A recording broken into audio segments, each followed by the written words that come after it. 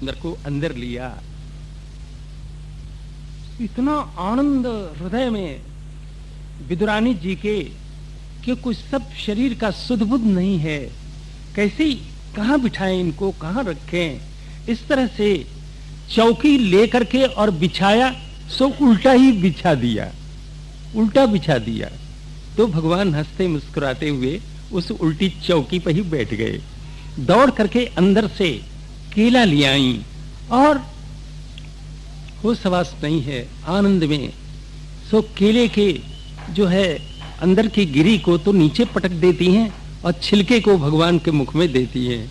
तो भगवान प्रेम से आनंद पूर्वक मुस्कुराते हुए उस छिलके को चबा चबा करके खा रहे हैं। थोड़ी देर में विदुर जी आ गए। विदुर जी ने देखा, अरे ये बावरी पगली भगवान को छिलका खिला रही है। उसके हाथ से केले को छीन लिया और फिर छिलके को नीचे पटक के गिरी जो है भगवान के मुख में देने लग गए। भगवान उसका भी भक्षण करने लग गए। लेकिन भगवान कहते हैं, चाचा जी जो पहले आनंद था वो अब नहीं है, ये छिलके में। तत्ववेत्ता जी एक संत हो गए हैं, वो कहते हैं, तत्वेता तिहु लोक में भोजन किए अपार, के भिलनी के विदुर घर रुचि मानी द्वे बार। बोले कि भोजन में तो दो ही जगह आनंद आया। वैसे तो बड़े बड़े राजा महाराजा और बड़े बड़े सेठ साहूकारों के यहाँ भोजन करने जाते हैं, लेकिन आनंद तो दो ही जगह आया, या तो भिलनी के बेर में, नहीं तो विदुरानी के छिलके। बस ये भक्तों के प्रीति पूर्वक दिए हुए पदार्थ को भगवान बड़े स्नेह से स्वीकार करते हैं। इस तरह से ये सर्वात्मना श्रितक कृष्णम, सर्वात्म भाव से भगवान के शरणापन्न होकर के, उनके अनुव्रत होकर के इस तरह से भगवान की आराधना कर रहे हैं। ब्रिजा नदी के तट पर अर्थात गंगा जी के तट पर ये दोनों महानुभावों की चर्चा हो रही है। दो महानुभाव ही बैठे हैं। श्री विदुर जी प्रश्न करते हैं, मैत्रेय जी उसका समाधान कर रहे हैं। तयो संबदतो सूत प्रवृत्ता यमला कथा। इन दोनों महापुरुषों के मध्य में ऐसी अमल कथा प्रवृत्त हुई गंगा जी की तरह, जैसे गंगा जी के सेवन करने से जो है शीघ्र ही जो है पवित्रता, माने ऊपर की पवित्रता, अंतःकरण की पवित्रता, दोनों प्रकार की पवित्रता होती है। इस तरह से ये इनकी कथा, इन दोनों महानुभावों के बीच की जो कथा इसी प्रकार की गंगा जी की तरह है। ये कहते हैं सौनकादि ऋषि सूत जी से, ता नक्की ऋत भद्रंते कीर्तन्योद्धार कर्मणः। भगवान श्री हरि के चरित्र का कथन आप करते जाएं, रसज्ञ को नु तृप्येत, हरि लीलामृतम पिबन। भगवान की लीलामृत का पान करता हुआ कौन ऐसा होगा, कौन ऐसा रस को जानने वाला जो तृप्त होगा। अतएव आप कथन करते जाइए। इस तरह से उनके कहने पर सूत जी कहने लग गए, भगवान ने अपनी माया से इस पृथ्वी का रसातल से उद्धार करके ऊपर जल के ऊपर रख दिया। हिरण्याक्ष जैसे असुर का अवज्ञा से, लीला से, खेल खेल में उसका वध कर डाला। विदुर जी इधर प्रश्न करते हैं मैत्रेय जी से कि प्रजापति पति सृष्ट्वा प्रजा सर्गे प्रजापति किमारभत में ब्रह्मण प्रभु ही अव्यक्त मार्गविद। बोले कि महाराज ये प्रजापति पति ब्रह्मा जी अपने पुत्रों को, मरीच इत्यादि पुत्रों को जो है भूत सर्ग में लगा करके फिर क्या किया। ये मरीच इत्यादि जो ब्रह्मा जी के मानस पुत्र थे और ये स्वयंभू मनु जो प्रकट किए गए, इनने किस तरह से ब्रह्मा जी के आदेश का पालन किया। ये सबने मिलकर के और सृष्टि को बढ़ाने का प्रयास किया कि अलग अलग रह करके कृपा करके ये विस्तार पूर्वक आप समझाएं। तो मैत्रेय जी ने कहना प्रारंभ किया, दैवी न दुर्वितर्क्येन परेणान मिसेन च जातक्षोभात भगवतो महानासेत गुणत्रयात् पहले दैवे न दुर्वितर्क्य दैव्य, अर्थात इन सब बातों को बोले कि तर्क से योजना की नहीं जा सकती। भगवान के उदरस्थ ये प्रकृति होती है जो अव्यक्त रूप में रहती है, उसको पुनः व्यक्त भगवान करते हैं, उनको प्रकट करते हैं। प्रकृति प्रकट होती है, जातक क्षोभात, काल के द्वारा ये पृथ्वी क्षुभित होती है, प्रकृति क्षुभित होती है, उससे महतत्व नाम का एक तत्व निकल पड़ता है। ये महतत्व अहंकार को उत्पन्न करता है, जो 3 भेद वाला है, रजोगुण, तमोगुण, सात्विक गुण। इस तरह से जिससे कि सभी जो तत्वभूत आदि ये सब जो हैं, इनसे सब प्रकट होते हैं। सात्विक गुण से इंद्रियों के सब देवता उत्पन्न होते हैं, मन उत्पन्न होता है। रजोगुण से सब इंद्रिय, बुद्धि, प्राण आदि ये उत्पन्न होते हैं।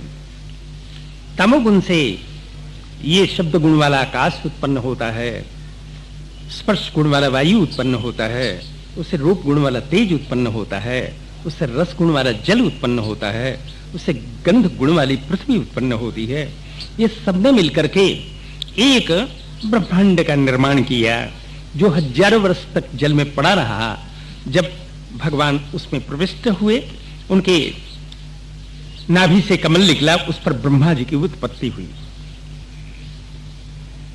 भगवान श्रीहरि के आदेश से इन्हें यथा पूर्वम लोक संस्थाम निर्ममे, बोले कि यथा पूर्व जैसे भगवान का आदेश था उसके अनुसार भगवान की कृपा से सब कुछ ये पूर्व सृष्टि को इनने देख लिया है, उसके अनुसार और इनने त्रैलोक्य का निर्माण किया। पहले ब्रह्मा जी ने अपनी छाया से पंच परवा अविद्या को उत्पन्न किया। अविद्या को इसलिए उत्पन्न किया, ये जीव, जितने जीव वर्ग हैं, इनमें अविद्या अगर नहीं होगी तो हमारा सृष्टि का क्रम ठीक चलेगा नहीं। अतः इनके साथ में अविद्या को जोड़ दिया, अज्ञान को जोड़ दिया। 5 प्रकार की अविद्या, पंच ये परवा, तामिश्र, अंधतामिश्र, तम, मोह और महातम, ये 5 ये अज्ञान है, अविद्या, जिसको पातंजल योग दर्शन में अविद्या, अस्मिता, राग, द्वेष, अभिनिवेश करके कहा है।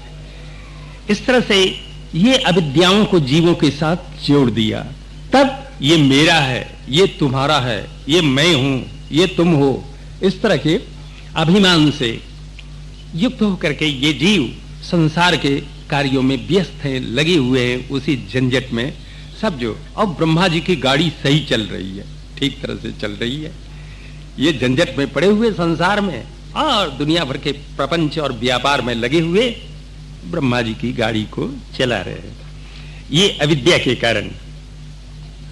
और फिर ब्रह्मा जी ने उस अपने शरीर का परित्याग कर दिया, उसको यक्ष राक्षसों ने ग्रहण कर लिया।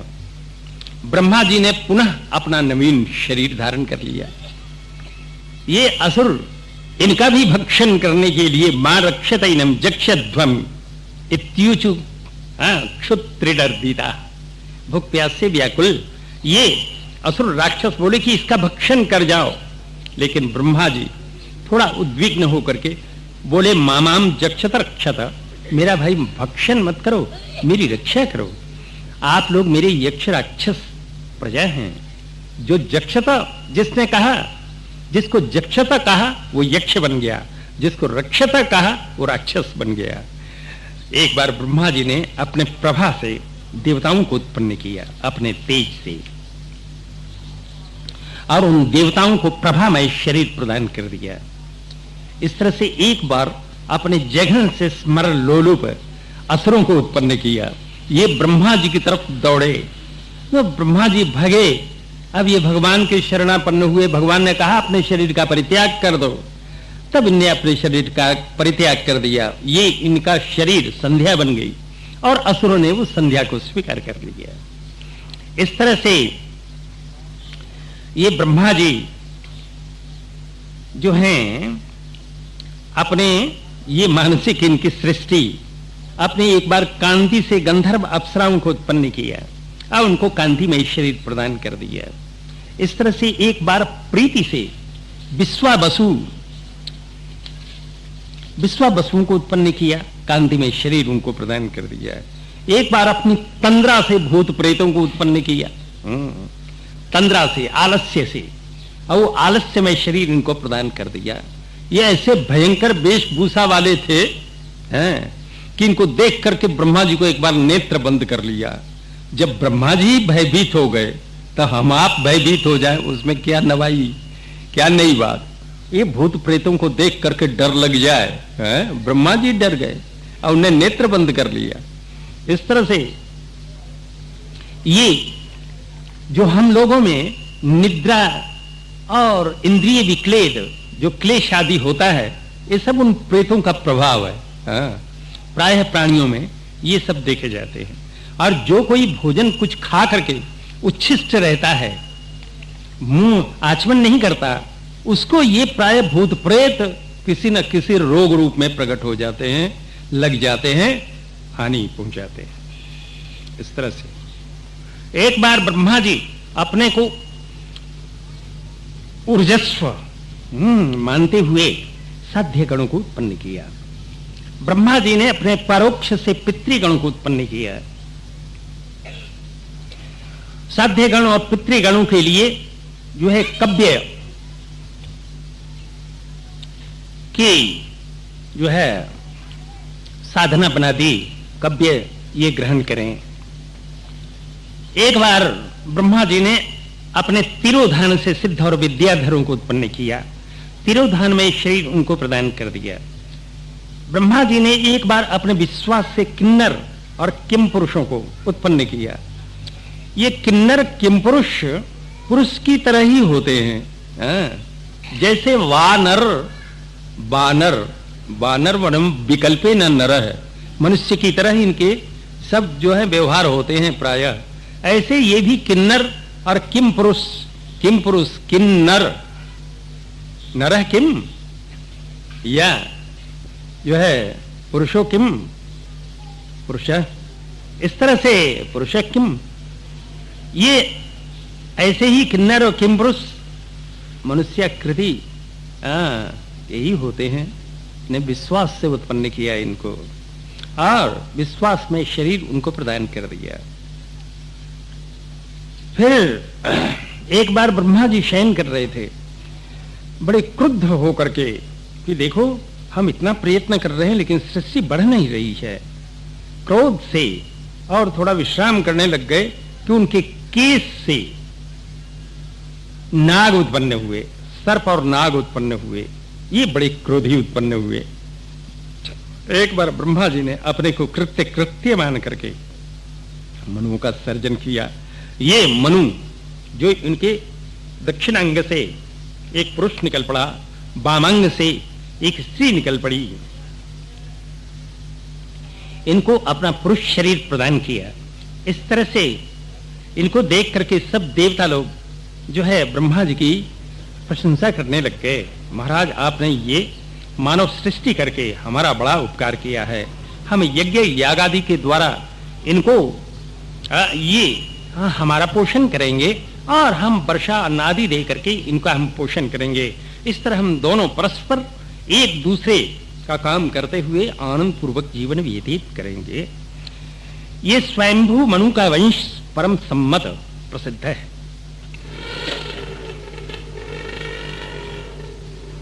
बोले कि ये विदुर जी पूछते हैं कि महाराज कथ्यताम भगवन यत्र, बोले कि जहां पर के मैथुन सृष्टि प्रारंभ हुई, इनके पुत्र प्रियव्रत उत्तानपाद सुने जाते हैं, जिनने सप्तवती ये पृथ्वी का शासन बड़े धर्म पूर्वक किया।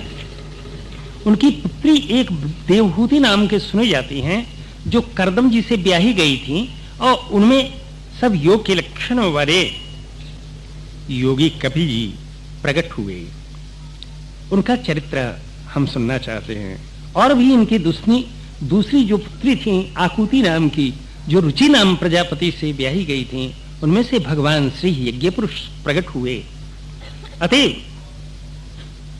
ये जहां पर भी के भगवान श्री हरि प्रकट हुए, उस चरित्र को विस्तार पूर्वक आप कृपा करके कहें। उनमें से मैत्रेय जी ने कहना प्रारंभ किया, प्रजा सृजेति भगवान कर्दमो ब्रह्मणोदितः। प्रजा सृज, ब्रह्मा जी ने कर्दम जी छाया कर्दमो यज्ञे, छाया से, ब्रह्मा जी के छाया से कर्दम जी उत्पन्न हुए थे, मानस पुत्र हैं। इनको प्रजा सृज, प्रजाओं का सर्जन करो, ये सृष्टि को बढ़ाओ।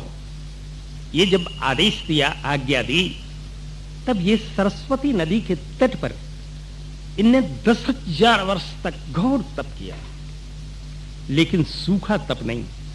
समाधि युक्ति ने क्रिया योगेन, क्रिया योग से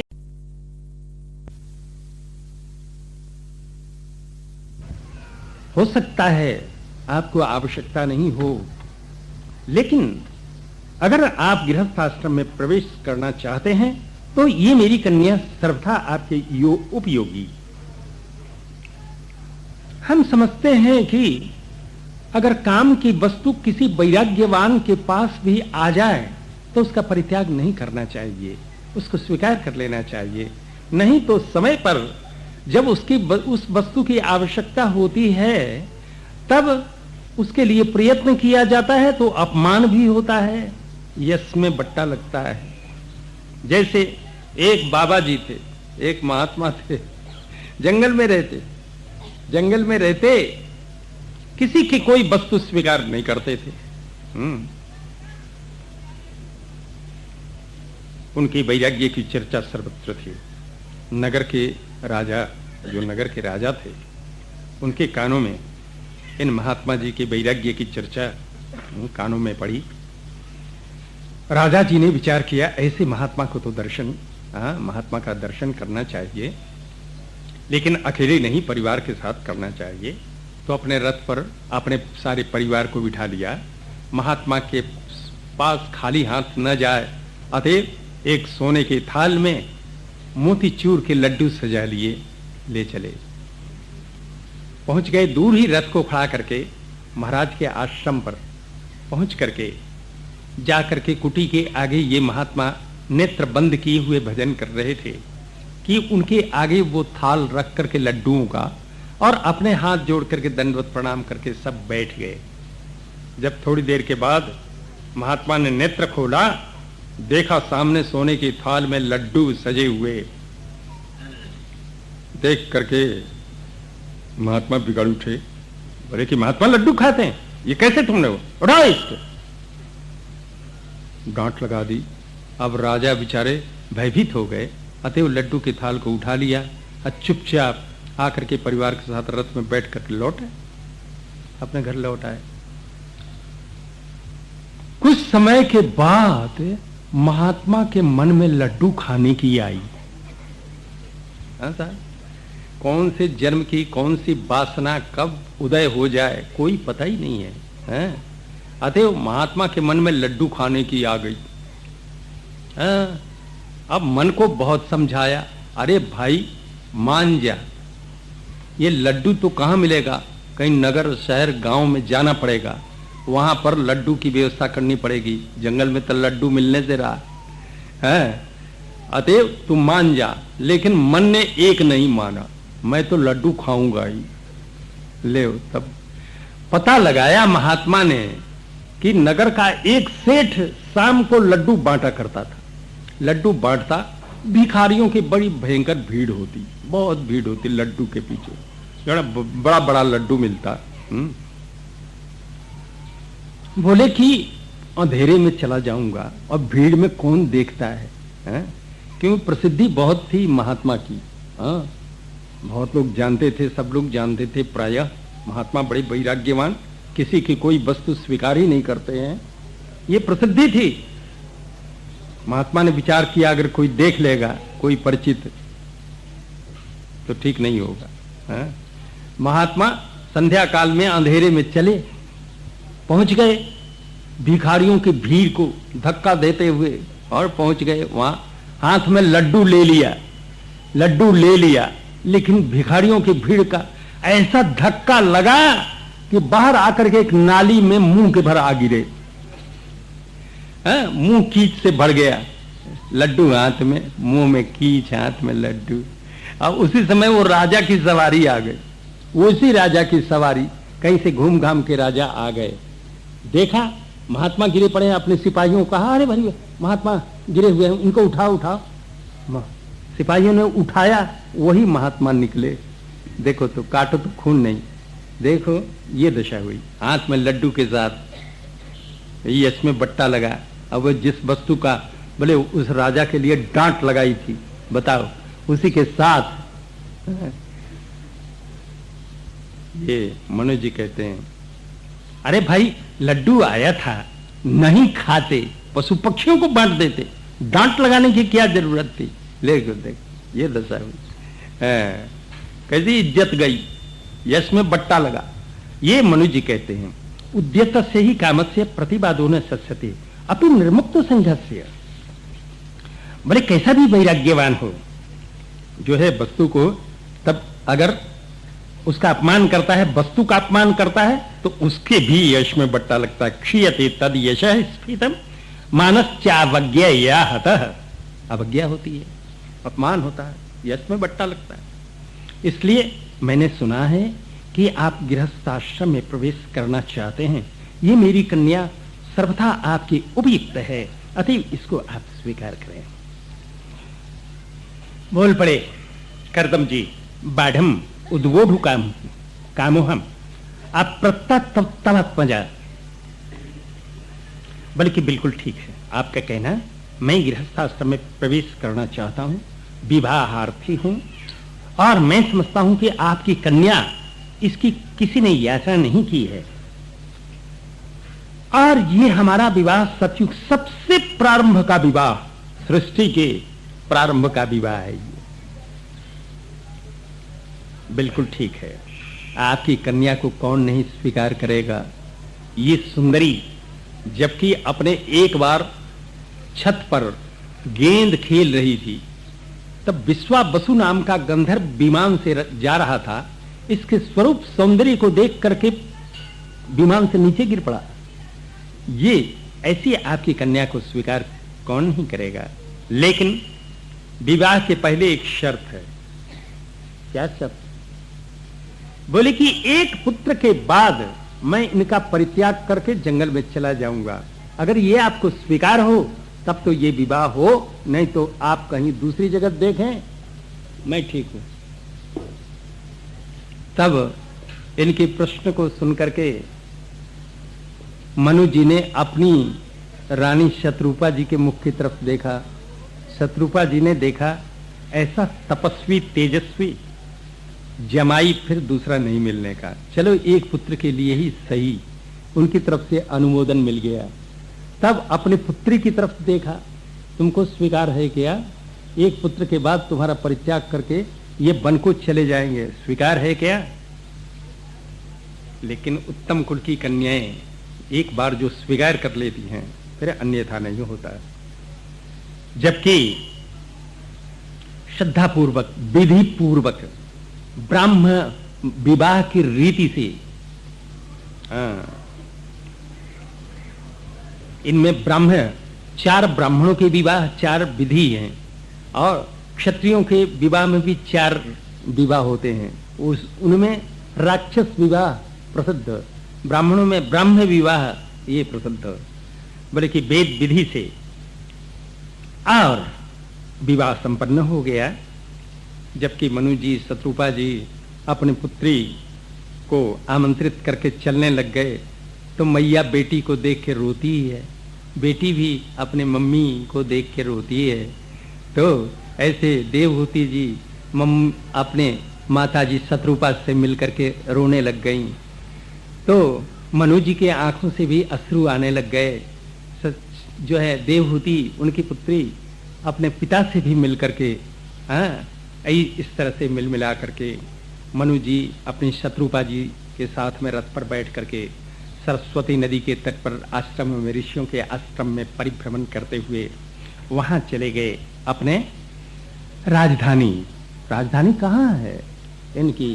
बर्हिस्मतीपुरी, जो ब्रह्मावर्त क्षेत्र में, ब्रह्मावर्त क्षेत्र उसको कहते हैं, गंगा और जमुना के मध्य की भूमि को ब्रह्मावर्त क्षेत्र कहते हैं, जहां पर जो है भगवान बारह ने जबकि समुद्र से पृथ्वी को का उद्धार करके और जब जल पर रखा, अपने शरीर को झाड़ा, तो उनके शरीर का रोम जहां पर गिरा, और रोम ही कुश और काश है, हाँ, तो उनका रोम हो गया बर्ह, बर्ह मतलब कुशा, कुशा, तो इसलिए अपनी राजधानी का नाम रखा बर्हिस्मतीपुरी, हाँ, पूरी नाम रखा। वहीं पर इनका महल, जिस महल में 3 ताप का प्रवेश नहीं होता। एक मनु के हिस्से में 71 चौकड़ी युग आता है, 71 चौकड़ी युग, हाँ, ब्रह्मा जी का 1000 जो वर्ष का दिन, 1000 वर्ष की जो रात्रि, उसमें 14 मनु हो जाते हैं, एक दिन में 14 मनु हो जाते हैं। एक मनु के हिस्से में 71 चौकड़ी युग आता है, लेकिन मनु जी ने 71 चौकड़ी युग को वैसे व्यतीत नहीं किया।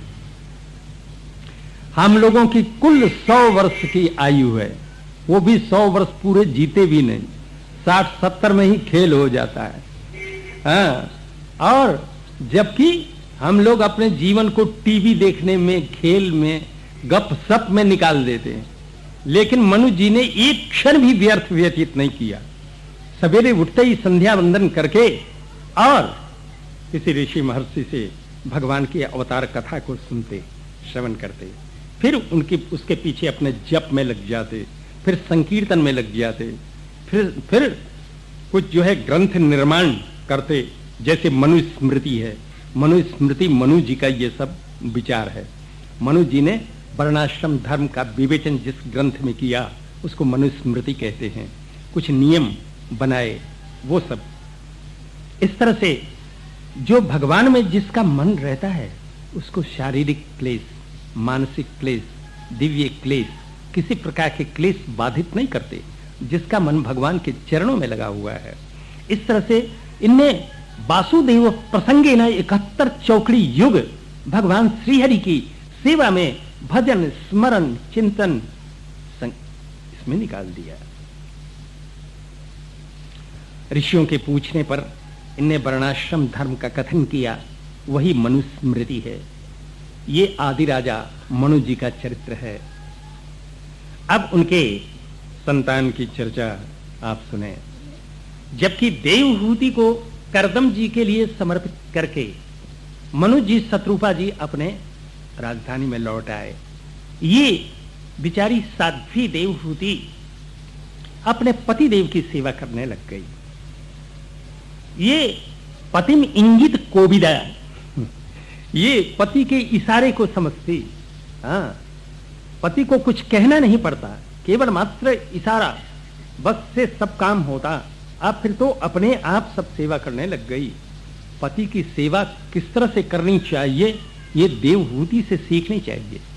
हाँ, विश्रम्भे ना पति की सेवा ऐसे होती है। विश्रम्भ विश्वास को कहते हैं और अभेद भाव को भी कहते हैं। पति पत्नी के बीच में किसी प्रकार की बाधा, किसी प्रकार की रुकावट कोई भी नहीं होनी चाहिए। पति पत्नी का ही स्वरूप, पत्नी पति का ही स्वरूप। इस तरह से अभेद भाव से अपने पति की सेवा करने लग गई। आत्म शौचेन, आत्मा मन को भी कहते हैं, आत्मा शरीर को भी कहते हैं, आत्मा जीवात्मा को भी कहते हैं। बस तीनों की शुद्धि के द्वारा अपने जो है से पति की सेवा करने लग गई। गौरवेन, गौरव भाव से, पति परमात्मा है, इस भाव से पति की सेवा करने लग गई। दमेन, इंद्रियों का दमन करते हुए पति की सेवा करने लग गई। शुश्रूषा कहते हैं शरीर की सेवा, पक्षम्पी इत्यादि। ये इसके सहृदयन, अपने सहृद भाव से, अर्थात कोई भी वस्तु छिपा करके पति के आगे नहीं रखनी, सब जो हृदय के भाव सब पति के आगे स्पष्ट कर देना। अब बोलना तो मधुर वाणी से बोलना। विसर्ज्य कामम, कामनाओं का परित्याग करके, दंभ का परित्याग करके। दंभ कहते हैं दिखावे में कुछ हो और अंदर कुछ हो, ये ऐसे दंभ का परित्याग करके पति की सेवा करने लग गई। द्वेष का परित्याग करके, लोभ का परित्याग करके, कोई अपराध नहीं बने उसका परित्याग करके, मद का परित्याग करके, अभिमान, अहंकार, घमंड का परित्याग करके, नहीं तो ये राजा की बेटी है, इसका पांव पलंग से नीचे नहीं उतरा। और ये करदम जी तो एक झोपड़ी में रहने वाले जंगली मूर्ति हैं, ये तपस्वी हैं, जंगल में रहते हैं, एक झोपड़ी में ही रहते हैं। कभी मन में नहीं आई कि मैं राजा की बेटी, मैं एक एक एक तपस्वी से, बाबा जी से ब्याही गई, ये कुछ मन में नहीं, जरा भी किंचित। मद का परित्याग करके और अप्रमत्ता, प्रमाद को छोड़ करके, आलस्य को, पतिदेव 4 बजे उठते हैं तो 3 बजे ही उठ जाती है। 3 बजे उठ करके अपने स्नान आदि से निवृत्त होकर के पति की सेवा के लिए जो है काष्ठ आदि जो है, हवन आदि की जो सामग्री, वो सब एकत्र जगह को लीप लाप करके बढ़िया सुंदर बना करके काष्ठ आदि, जल आदि और सब कुश आदि सबको जो है रख देती है, जिससे कि पतिदेव को कोई कष्ट न हो, कोई दिक्कत नहीं हो। आजकल की देवियां, पतिदेव उठते हैं 6 बजे तो देवी उठती है 8 बजे, और अपने स्वयं पतिदेव लोग चाय बना करके पत्नी के पास जाते हैं, देवी अब तो उठो, ये चाय पी लो। ये दशा है, ये इस तरह की देवियों की दशा है। लेकिन इस तरह से ये देवहूति अप्रमत्ता, आलस्य का परित्याग करके इसलिए तेजस्वी पति को प्रसन्न कर लिया।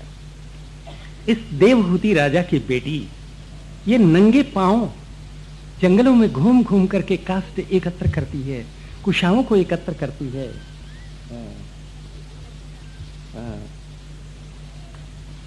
कुशाओं को एकत्र करती है, फल आदि, मूल आदि एकत्र करती है, फल मूल एकत्र करती है। बेचारी इस तरह से सेवा करते करते इसका शरीर कृश हो गया, दुबली हो गई। इसने अपने पति की सेवा में शरीर को शरीर नहीं गिना, ये ठीक तरह से मलमल के स्नान भी नहीं कर पाई, इसलिए शरीर पर पुर्त के पुर्त मैल जमते चले गए। कभी केस धोया नहीं तो केस में जटाएं बन गईं, लट पड़ गईं। वस्त्र अगर फट गया तो दूसरा वस्त्र धारण नहीं किया, वहीं गांठ लगा दिया। इस तरह से पति की सेवा में विलंब न हो, देर नहीं हो, इस तरह से ये सेवा करते हुए इसने अपने तेजस्वी पति को प्रसन्न कर लिया। एक बार ये सेवा से निवृत्त होकर के जब करदम जी बैठे हुए थे, पास में ही देवहूति बैठी थी। देवहूति की दृष्टि उसके शरीर पर पड़ी।